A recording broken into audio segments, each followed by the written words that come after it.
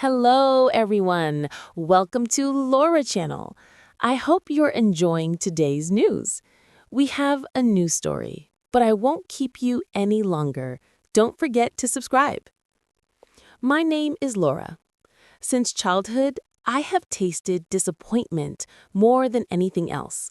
I was the girl no one believed in, the one everyone heard, but never truly listened to.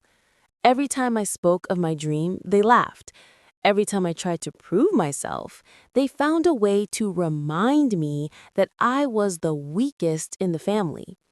I loved baking, the smell of dough, the sound of kneading, the warmth of the oven. All of it gave me a strange sense of peace. I used to help my grandmother in her modest kitchen, and she always told me, "Your hands were made to create joy, Laura." But my family never believed in that. When I decided to open a small bakery after graduating, I received my first real slap from reality. My father said mockingly, "A bakery? Do you think you're some famous chef?" And my mother added, "Your sister has a respectable job and you want to play with dough?" Despite everything, I borrowed money and opened my small project in a corner of a poor neighborhood. The road was not easy. Few customers, many expenses, and rent that devoured my tiny profits. I woke up before sunrise and returned after midnight, yet success never knocked on my door. After only 6 months, everything collapsed. I was forced to close the bakery. I stood in front of its locked door holding back my tears, while my family waited for this moment to enjoy my failure.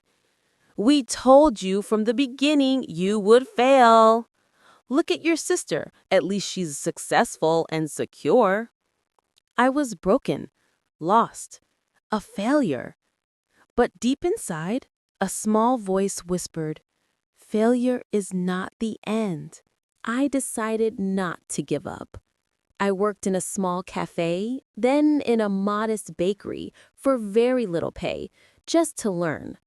I watched every movement, memorized every recipe, and practiced again at night in my tiny room. Years passed as I learned in silence. One day, I got a chance to work in a luxury pastry company, and that's where my real story began. I introduced innovative recipes, blending traditional flavors with modern touches, and slowly, my name started to shine. When I saved enough money, I returned again. I opened my second bakery. But this time, it wasn't just a shop, it was a brand. I named it LORA Bakery. It stood out with quality, elegance, and attention to detail. Soon, customers started coming from everywhere. Growing demand, rising fame, expanding branches. In less than 5 years, I transformed from a failed girl into the owner of a successful bakery chain across several cities. Newspapers talked about me, TV shows invited me, my name became a symbol of success. But my family? They didn't celebrate. They didn't believe. Instead, they felt jealousy. They tried to get closer when they saw the money, the glory, the power. They claimed they had always believed in me, but I remembered every sarcastic word, every look of contempt, every moment of doubt. My sister once screamed, "Why her?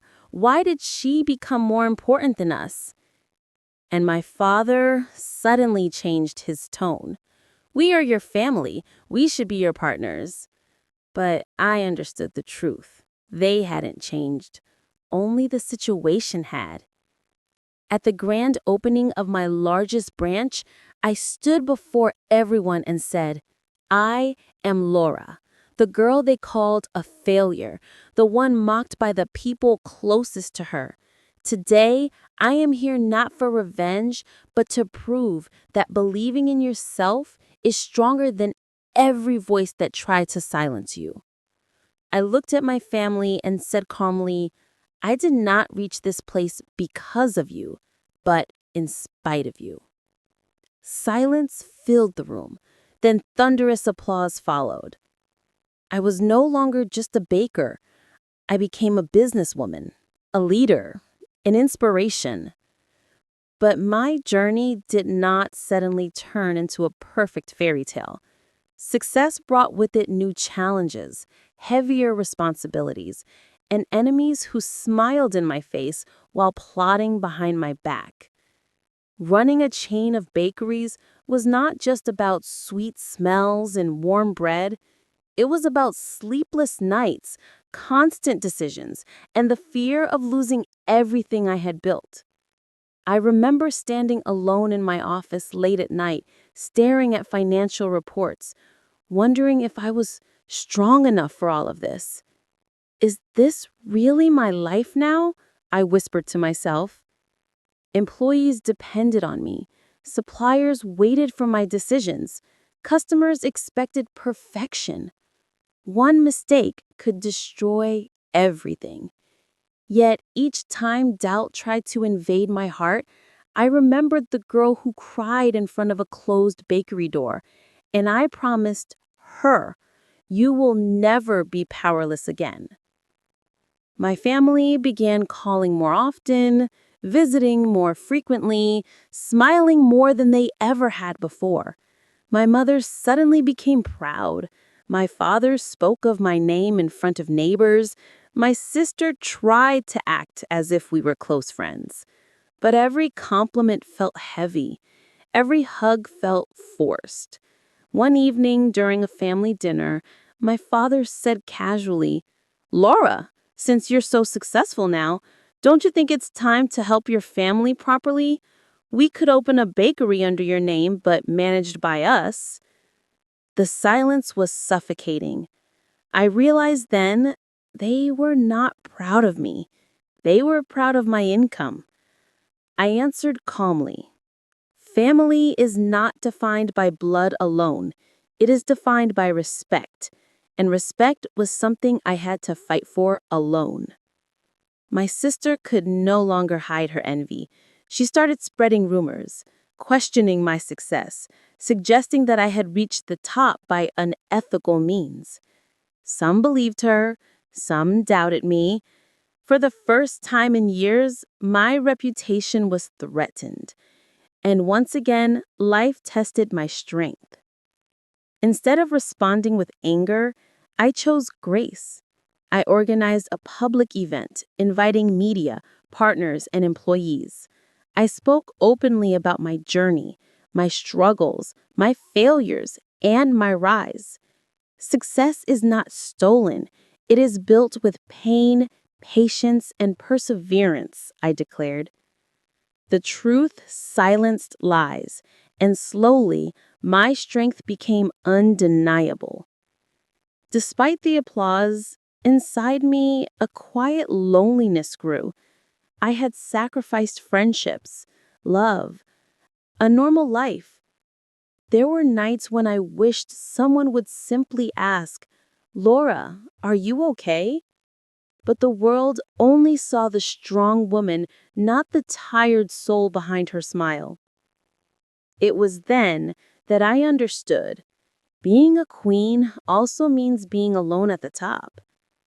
One day, while visiting one of my branches, I met a young girl crying behind the counter.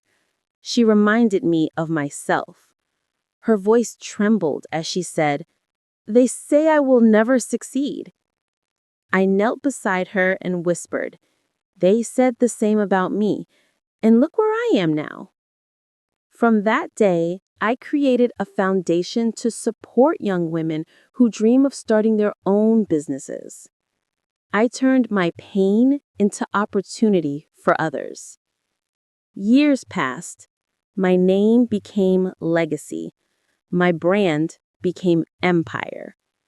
But more importantly, I finally made peace with myself.